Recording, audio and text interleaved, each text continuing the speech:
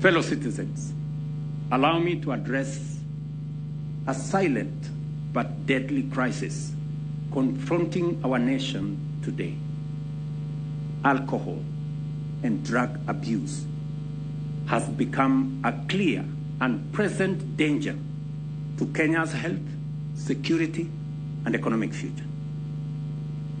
1 in every 6 Kenyans aged between 15 and 65, that is close to 5 million people, are currently using at least one drug or substance of abuse. This is no longer a marginal issue. It is a national emergency. The burden falls heaviest on men and young people. 1 in every 3 Kenyan men in this age group uses drugs or abuses alcohol. Among young adults aged between 25 and 35, our most productive population, 1 in every 5 is affected. Over 1.5 million young Kenyans are being pulled away from opportunity into dependency. Alcohol, and I repeat, alcohol remains the most widely used substance, with more than 3.2 million current users.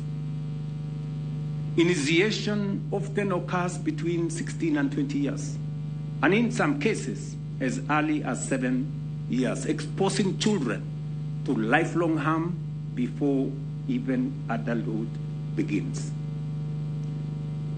Kenya cannot grow. Kenya cannot compete or remain secure when millions are trapped in addiction.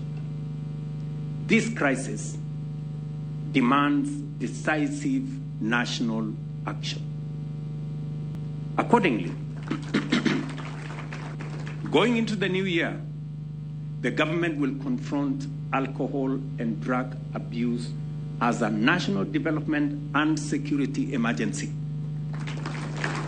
Backed by political will, expanded enforcement capacity, and coordinated action across government. We will establish a strengthened anti-narcotics unit within the Directorate of Criminal Investigations with operational capacity comparable to the Anti-Terrorism Police Unit. Fully resourced with modern surveillance, intelligence, forensics, financial investigation capabilities, the unit will operate as a permanent multi-agency formation, working closely with the National Authority for the Campaign Against Alcohol and Drug Abuse, NACADA, the National Intelligence Service, border management agencies, county governments, and international partners.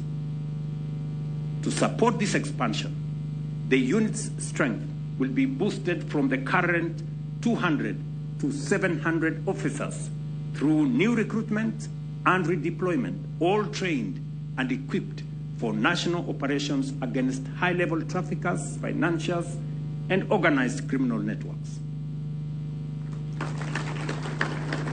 Asset tracing, seizure, and forfeiture will become central to every narcotics and illicit alcohol investigation.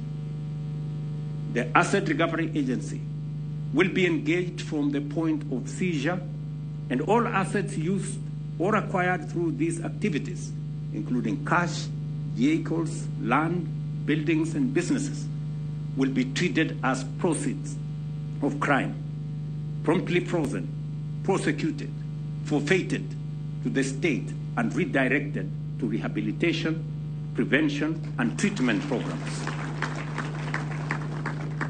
Recognizing these crimes as organized criminal enterprises, I urge the judiciary to consider establishing specialized courts to fast-track cases, and I will be consulting with the Chief Justice on how the executive can support this effort, including resourcing while fully respecting judicial independence.